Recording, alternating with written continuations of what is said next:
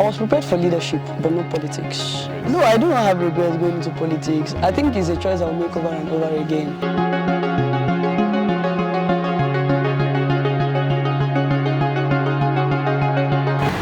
Hi guys, welcome back to the Studentship YouTube channel. If you are new here, make sure you click on the subscribe button. In today's video, we'll be talking about student life and politics. So I'm with a guest here and we are going to discuss about politics in the university. Can we meet you? Okay, my name is Chamakan Dulue, student of Medical Laboratory Sciences 400 level. Okay, nice to meet you. My pleasure. Do you currently have any position as a student? Yes, I'm the current SUG Director of Games. Okay. First of all, let me go to your course of study. What does it feel like to study medical laboratory science in university? It's been a smooth and rough journey so far. Okay. It has been good. I wouldn't say it has been so burdensome. Yeah, that wasn't really what I wanted to study though. Okay. But I think I'm comfortable where I am at the moment. Okay. So medical laboratory science is a professional course in the College of Medicine. So how is it possible for you to combine school politics and a professional course all together? Well, it's all about having to know how effective you can be as a human being. Not everybody can multitask. Okay. Some people don't even believe in multitasking, but I think it's a survival skill that everybody should know how to do to an extent. And it's also important to know what you can carry, what your capacity as a person. You might be able to go for a departmental position, but not an SUG position. So you should know how the limit of your multitasking. So for me, I'm someone that it takes me a little time to achieve many things. Or big things, so to say. So I just know what works for me. You know that I'm more effective at night, channel most activities at night, rest well during the day, schedule my day. I schedule my day a lot, and I think it has helped me really as a student politician. So you're saying in a nutshell that it is possible to be a student politician, be involved in student unionism and also do well academically. It's very possible. So one of the reasons why many students do not involve themselves in politics is because of the fear of failure. Because you have students who get involved in politics and they fail out of school. So can you tell us how has been your experience so far? Has it had a negative impact on your academics? Of course, I think it's very much unavoidable not to have some, effects, academically when you are into politics, because it will distract you. If for nothing, you will be missing some lectures to attend meetings. There are times that I've had an exam today and the previous day I'm traveling for one thing or the other. There are sometimes, even on the day of exam, I have to travel to meet up with one thing or the other. I have a schedule that is not a normal student schedule. You understand? I have other things to do, programs to attend or to host meetings and all of that. So fear of failure it's there. But it depends on how you've understood yourself as a student, not even as a politician, as a student, knowing that you have something you should meet, no matter what you are doing. Our primary purpose here is academics. So every other thing should be secondary, and you should know how to apportion time to your academics. So I want to ask, have you always been involved in politics? Like you had that passion for student unionism, or it was something you developed in your first year? I developed it in my first year. Initially, I hated politics. I felt it was dirty. But at some point, I realized that politics in itself is not dirty. Human beings are dirty. So I came in touch with some people that shaped my mindset about politics, and I started seeing it as this is a way I can make impact. This is a way I can render service to humanity. And naturally, I'm someone that is after impact. Whether I'm in a leadership position or not, I just like serving people naturally. So when I got the better picture of it, I picked interest, and so far it has been a smooth journey, and I thank God I got interested because it has helped me to find a part of me that I feel that I should find actually. So talking about dirtiness and all of that, they say politics is not a place where you express yourself. You just have to fit in, because there are cases where students who want to get involved in politics and even the political sphere in the country. But by the time you get into there, you meet strongholds and they'll tell you have to do this. For you to stay in this position, you have to do this. So what has been your experience so far? Do you think it's a place you've been able to express yourself without any limitation? Well, I would say politics is not a place you can express yourself fully. Okay. Yeah, you can express yourself at all. You can express your values. Yeah. I'm in a student union where people feel that no student union leader has core values. But it's a lie. I've shown mine personally in different aspects and in different times, you know.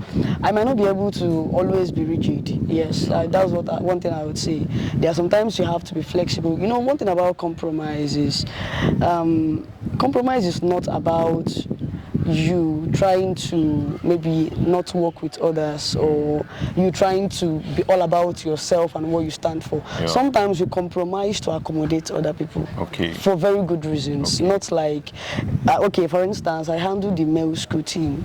We have set out rules. If you miss a match, if you miss training, you will not play the match. But there are some times that you have to just compromise that particular rule to accommodate a player that you know that can score for the team. Yeah, so there are sometimes that compromise is necessary. It might not be constitutional, but it's conventional, and I think that I've not been able to express myself fully, but I think I've established my stand before students and fellow student union leaders. Okay, so you are the director of sports. Yes. So why did you actually go for director of sports? I've been a sportswoman for 11 years in my life, and it's something that flows naturally out of me. I've been a sports person, a sports organizer. I've been captains of more than 6 teams in my life from secondary school. That's nice. Yeah, so coming here, I don't just wake up and say, okay, let me go for a position. I check out my potential that will help this position for me to achieve more things in this position. So I think I went for director of games because it's something I'm very passionate about, games and seeing games flourish in every environment. So it's driven by passion, yeah. But did you encounter any limitation while you were trying to achieve this position? Because most of the time, director of games is usually reserved for male students. You have the male students as director of games, probably assistant, a female. So how were you able to achieve this feat? Well, it's all about one thing about student politics. If you are popular or you have money, you win. Yeah. So I already made a name for myself. It's not the first position I'm occupying in school. So from the first position, I was able to build relationship. Yeah, it fosters more relationship. If you have good relationship with people, you easily win any election. Okay. So it might be section for guys, but if the girl has the willpower and has what it takes to win election, the guy might not survive it. So it's not a gender like, in thing. essence, it's all about like your capacity, like you as a person, the influence exactly. you can have. Exactly, as a person, not about gender. You can be a girl and still not have that. Okay, so for someone that wants to get involved in school politics, what is the first step to take? The first step, I think, is intentionality. You have to be intentional about how you talk to people. Okay. I'm not a fan of faking it till you make it. Okay, yeah. like being but, nice. Yeah, being intentionally being nice, you know, nice. and excessively nice. Yeah, that I don't think it makes sense. Shake the hands of everybody in school. Yeah, that works. It's not bad to shake hands. We do that a lot. Okay. You need shaking hands to win election. I would say, yeah. So, but I would say that the first step, you should be intentional about relationships. Relationship has helped me, even outside politics. Relationships are very necessary to prosper in life. So it's basically, if you start early to build relationship. Is it from first year? Like yes, of course. I'll start from your class. Try to get to know people in your class. Be intentional. Reach out to people. What if I'm trying to start politics maybe in my 3rd year? How possible is that? And I've not really been engaged with people. It's not a late time. You can still be intentional. The only thing is that people will have that mindset of, you now want to contest or something and you're talking to me. You will see that a lot. But you want to get involved, so you do what it takes. And there are some misconceptions students might have, other students might have about those that are involved in school politics. Like maybe these people, they are... sometimes during their campaign, you see them around, you see them everywhere, but then when they get into positions, they'll be unavailable. There are also cases where you feel like these people, they are, they take money from the student purse and all of that. Like embezzlement. They embezzle money. So have you had any experience with such kind of misconception? Well, for now, I've not. Okay. I've had very, very few people tell me, Amaka, you've been scarce. Okay. Especially maybe 2-3 weeks after election. I'm trying to rest because it was a very hectic period. Yeah. But afterwards, I would say that accessibility in leadership is something a good leader, if you want to be a good leader, you must be intentional about that. Sometimes it's not even, you don't even intentionally hide. Because of a lot of things you have to meet up with. There are sometimes I might show up in class and my classmates will just be like, Maka, you've not been around. But I have a lot of things I've been trying to meet up with. So, but choosing to be accessible, choosing to still visit your friends, to still call people, reach out to people, chat people up, even talk in your WhatsApp group, it's a choice. It's something you say, I want to do this. Yeah, it's a sign of humility towards people. Yeah. So I feel the misconceptions are there, the unaccessibility, embezzlement. Embezzlement is there. I've not had any such thing to my name. Yes, I've not had any such thing. And by the grace of God, I will not have to the end of my office. It's something you should be intentional about. First of all, you understand that politics is service and not a source of income. It's not even a career. Politics is not a career. It's not a career. What do you mean that it's not a career? Politics is not something you just start doing and say, this is what I do for a living. Okay, is it like a transition? You can yes, for 1 year exactly. Pat Tommy said something, that if you stay in governance for 8 years, he was talking to people outside politics, of course. If you stay in governance for 8 years and you don't choose to stay off to see after your business and your family, you're a parasite to Nigerians. You understand? So it's not a career, and embezzlement is something that I would say is unavoidable in student unionism. So sometimes some students might have this misconception that these school politicians, they promise us this and that, and by the time they get into that position, they will not be able to achieve such promises. So do you think when you get involved in student unionism, there are certain limitations you might encounter as a student leader? Well, limitations are there.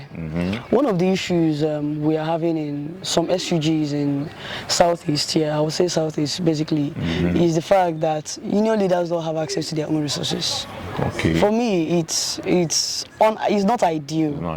It's not ideal because you can't say you want to. For one now, I want to host SUG league. I have to write to the school to give me money to host the league. It doesn't make sense. If you go to some maybe northern universities, the students pay their SUG levies manually or straight to SUG accounts. But here, it is added to the school fees. Don't you think that is just to prevent any embezzlement of funds by SUG officials? No, we have the House of Representatives. The House of Representatives in the three different arms of government, their work is checks and balances. You know, so the legislature is monitoring the judiciary. The judiciary is monitoring the executives. Every arm of the government is checkmating themselves to avoid excesses. So the ideal thing is if let's say the director of health, we don't have one here, but the director of health wants to host medical outreach. He drafts a budget of, let's say, 400,000, an example, and says, okay, that I want to use this and do medical outreach. He brings it to the House. The House, just like they do in the State House of Assembly or Federal House of Reps, they stay there and they ratify the budgets. You know, they try to cut down. There are some places you write 10,000, but some House members know that that thing is 5,000. They will reduce it in the House. Maybe at the end of the day, the budget might come down to 300,000, and you are sure that the person is not exceeding whatever the person needs to work with. So if it's left for the school to always give us resources, it doesn't really help us to express, because we now find out that sometimes student leaders will be trying to maybe have a good face with the administration. They are trying to have a good face with the administration, that sometimes they might not maybe fully protect the interests of the students because of some compromise or sentiments or the other. So it doesn't really give them. Are you saying this is one of a possible reason for some of the limitations students? That's the thing. That is the basics. Okay, so the next question is student unionism, is it lucrative? Like, as a student, I want to serve and also make money. So can I get involved in politics and, you know, make some money for myself? Well, it's very, very wrong to get into school politics with that mindset. You know, this is a place, in short, not even school politics, politics generally. As I said initially, politics is service. If you are going into position, I think your primary intention should be to serve people, to serve humanity. You know, one thing I know about service is that services the servant. You understand? When you are serving, you get to hone your skills, you get to develop as a human being. It's the safest platform for personal development. All right, so you get to serve. One thing about serving for free is that after you serve for free, eventually you serve for a pay. Okay. You know, it's a step. There are some connections that I might make as SUG director of games, that when I'm done with school, I might have like 3 different jobs waiting for me. Okay. All right. So it's something that we should actually, I think it's very, very necessary for us to. You might get to see something. Incentives. Yeah, incentives. We have allowances, you know, which sometimes comes at the end of the government. It's not hidden. Okay. It's not hidden. So, the money is not really that much. But a case of maybe they give you money to do something, you decide to use the money to buy a car. We've seen that a lot, yes, you know. it happens in schools. Yes, in of universities course. in Nigeria. So you use the money to buy a car, and at the end of the day, it's just about the car. Like the car can come in many other legit ways apart from school politics. So I feel we should be more intentional about. We are still young. I mean, by 20s, early 20s, and I think I should be very much particular about my reputation at this age. Yeah, the experiences you gain, the connections. Exactly, and the reputation I get to preserve here is what helps me in future. If ever I want to go into politics in future, or even outside politics. Okay. Yeah. So I think it's very necessary. So since you're a student and you're involved in student politics, do you have like a side also? Because someone who is also a servant might be interested in making money for himself. Okay. You know, based on the realities of the 21st century. Okay, the truth is that I do not advocate for students who have no source of income to contest for election. Okay. Number one, they get to borrow. And for someone who is borrowing to run for an office, the person already has ulterior motives. He's hoping to make the money back from the office he or she is aspiring for to be able to pay the debt. Yes, of course. So I advocate for, if you don't have money to contest for election, do not run, whether you are capable or not. What about sponsorship? Like if you get someone that can If you get you. someone that buys into your vision, that likes you as a person, maybe a relative or a friend who is willing to sponsor you, whether you lose or you win, without expecting anything in return, go ahead and contest. Okay. But one thing about having a source of income, something doing, is that if you're able to manage a business, if you're not able to manage a business, how will you manage people?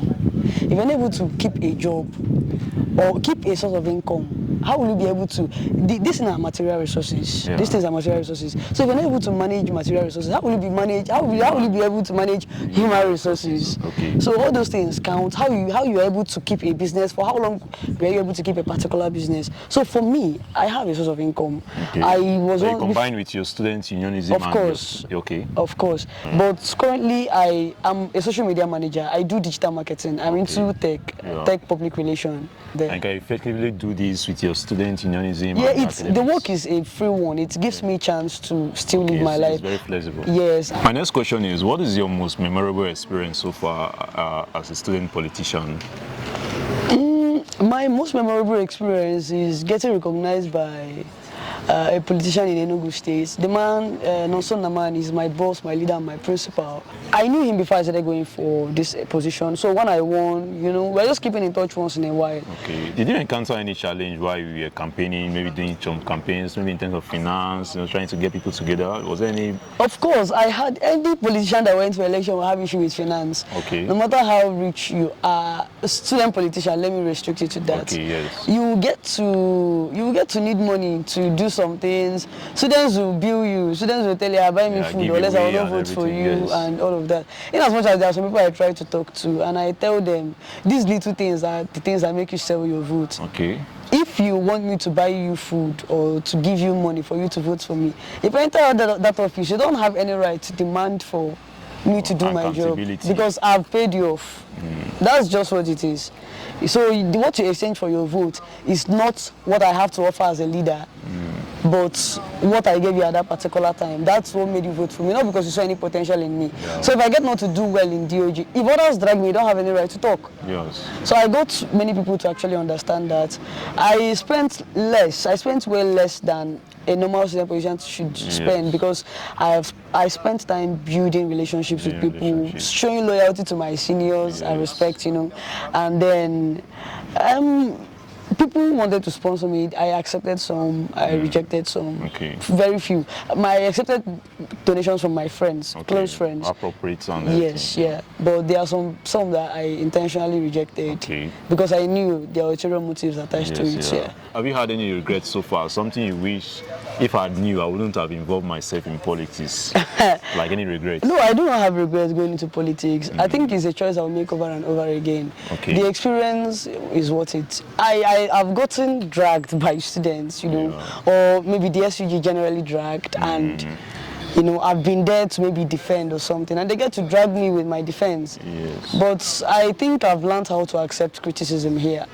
As a human being and as a leader, it's important. Yeah, it's very, very important for us to adjust and make amends, you know, to our personal life and stuff in life. You know, I have no regrets going into politics. It's a choice I'll make over and over again. Okay. I've learned patience. I've learned service. I've learned accepting criticism, like I said. I've gotten experience that I know.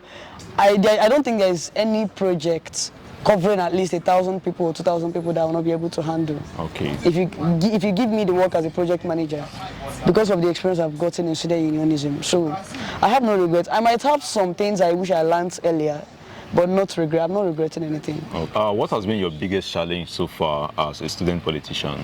Well, as a student politician, one of the things that I feel bad about is that I was prepared for leadership, but not politics. Okay. Like from the outset, I was prepared to serve people, to do good, to render service to humanity, yes. to revitalize sports in University of Nigerian campus as the director of games. I had very wonderful dreams. I had more than 10 outlined plans, projects I wanted to do for University of Nigeria. But along the line, I noticed that we play politics more than we do leadership. Okay. You know, and it's a very, very sad thing, knowing that you are working with people who care very less about your vision and your ideas, you know. So I wasn't prepared for the entire politics, the entire stampeding others to succeed. Like the bottleneck involves in it. Yes, you know, exactly. You know, you get to work with people that they feel that if you are rising, they cannot rise. Okay. So they need to bring you down for them to be able, which is not true. Yeah. All of us can rise if we choose to. You know, they just feel that if they stampede you, they can go through in their own. And I wasn't prepared for the entire backstabbing. Okay. The entire... a lot of shitty things in politics, bad experiences. So, but then even with all of these, it's still possible to, you know, stand firm to your vision. Of course, the thing is, I'm learning a lot of things on the job. Yeah. Yes, I'm learning how to, because one of the things, one of the challenges as well is I came into office with a lot of emotions as a woman. Yeah. Women have their emotions. They are very vulnerable when it comes to their emotions. So it's one of the mistakes I made. You keep your emotions in the dustbin while contesting for office. Okay. You don't keep your emotions in terms of being compassionate and being empathetic towards the people you're serving. That's a lot different. Yes. But when it comes to emotions based on the propaganda will come up. People will say you stole money. Yes. People will say that you embezzled this or embezzled. People will say you did not do anything. Even when you know how much you suffered to even do the small you did. So all those things, if you come in with a lot of emotions, yes, in this office I've cried because of some persons that try to play politics on me. Even, you know, when people are planning to play politics with you, even on you, not even with you, on you when you didn't do anything bad to them. You have no bad intention against them. But they just feel you're a threat to them. Yeah. Your existence, your vision, what you represent is a threat to them. So they just want to bring you down. So, but I think if I should go for any other position in my life, I will keep my emotions in the dustbin before coming into that position, and then I'll be more. I think I've learned a lot of things about the politics now, and I don't think I'll be that played anymore. I'm learning a lot. What's the difference between leadership and politics? Wow, that's a lot. That's a wide scope. Leadership is the ability to impact people. Okay. Leadership is influence and relationship. These two things are the two bedrocks of leadership. Politics, on the other side, is about making policies, regulations, negotiation, you know, trying to negotiate, or it's all about the things that sometimes, most times, politics is not dirty. You know, it's very good to negotiate on an agreement. You know, it's very good to you know, when we say the politics, is the bad things people do in the politics I'm referring to, not necessarily politics is on its own is good. It's good. The negotiation, the bargain, yes, bargain will come in. The necessary compromise is there. Yeah. The unnecessary compromise is also there. Compromise in general, whether the good or the bad, is there. a lot of things, you know, empty threats from people, from maybe people that feel they're higher than you, that you have to use your wisdom to pass through. To navigate through. Yeah, exactly, to navigate just through. Relate to them. Exactly. So, politics is deeper and more complex than leadership. Is it possible to be a leader and not a politician? It's unsafe to be a leader who doesn't know how to play politics. Okay. It's very unsafe because you'll be cheated in a lot of things. You might not be able to fully express yourself, just like we are talking. It's not possible to fully express yourself, but you might not even be able to express yourself at all because you don't even know where to express firmness. Yes. You know, being able to play politics is knowing how to say no to some things that you know that this person is trying to cheat you. Yeah. And you'll be able to say no and stand firm and use your wisdom to come up with ideas on what to do to actually stop this person from stopping you. You know, trying to build necessary relationships that can help you. All those things are the politics involved. So, like, politics will give you that platform. Like, as a leader, politics should give you that platform. To perform, to even go beyond the bar, to, you know, to do better. Policy is what guides us. Exactly. It's what rules us. Exactly. So if you're a leader, you have to be in politics so that you can be among those that enact those policies. Of course. Unless you want to be at the receiving end, which is very unsafe. That's why I said it's unsafe as a leader. So almost every good leader is at least is average in politics. At least you might not, if you are going too far, you might end up into the bad one. So I think you should know how to just come up with things. Aside the fact that you want to do this, you want to do that. If you are in a fix, how do you come out of that particular fix? It's the politics there, so you should be able to do that to succeed as a leader. Is there anyone that inspires you as a politician? One of the persons I like, women, talking about women, I think I look up to women politicians a lot because I feel they have a lot of guts to get to where they are. Ngozi Okonjo-Iweala, she inspires me. I listen to her a lot. And then Aroma Ote, she was once the chairman of Security Exchange Commission, SEC. And watching her sometimes really good. I just feel like this woman, and she likes football like I do too. So yeah, so it's something that I feel it's a point of connection. So these two people, they inspire me. Then my boss, Nonson Namani, you know, he has really taught me a lot. He's someone that he always makes me to think very highly of myself. Not highly of myself in terms of being proud. He makes me to think greater things. Like he pushes me beyond what I am now. I might be getting something wrong. Sanoso will come and be like, so Amaka, if I give you commissioner for sports now as the governor of Enugu State, this is how you make a mess of it. I will laugh about it, but it makes me to think, you can actually get here. You know, at some point, if you keep at this and you keep showing up, keep being consistent to what you are doing regarding sports, in the next 5 to 7 years, even before I clock 30, I might be there. So, generally, what advice do you have for someone that wants to get involved in politics? Well, my advice for someone that wants to get in politics is, as a student, should be, first of all, engage in personal development, read books, go on YouTube, watch videos on leadership. I don't want to brag, but I've watched at least more than 500 videos on leadership on YouTube. I started from 2020. And aside the exam period, this exam period, at least I watch a video on leadership every day. And I read books. I've read a lot of books on leadership.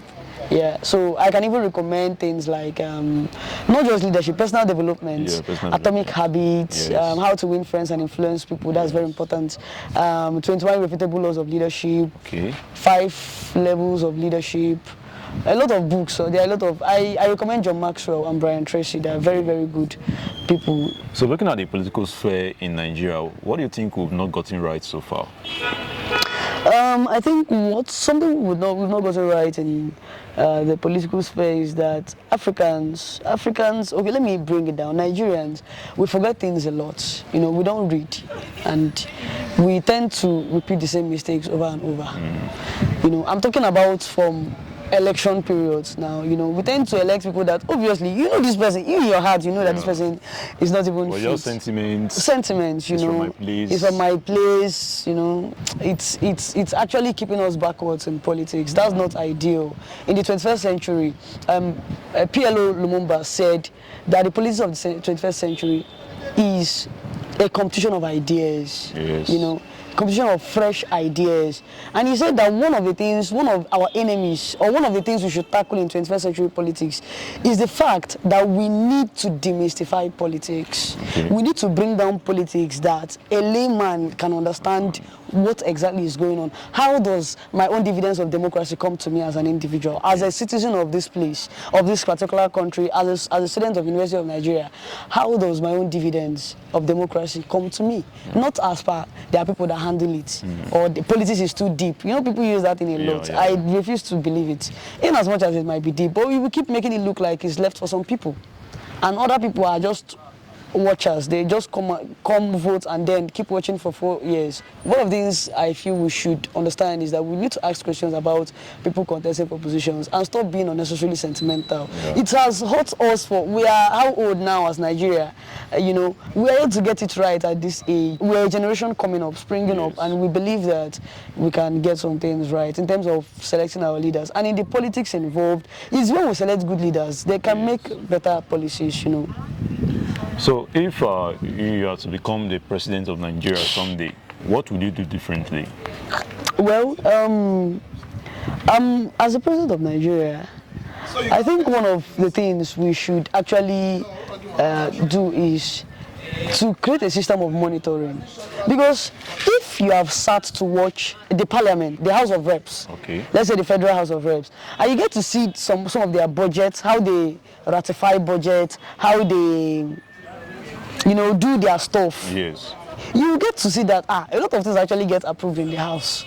A lot of projects, maybe they say they want to do roads, federal roads. I know a particular road in Nigeria that they've been approving budget for it every year, but yet it's still not done. So I feel what we need is not, I think the house approves more than is done. We need accountability. We need accountability. We need accountability. Yeah. So, as the president of Nigeria, you should set up a system whereby the local government, every month, you people receive 100 million naira. What is that 100 million used for?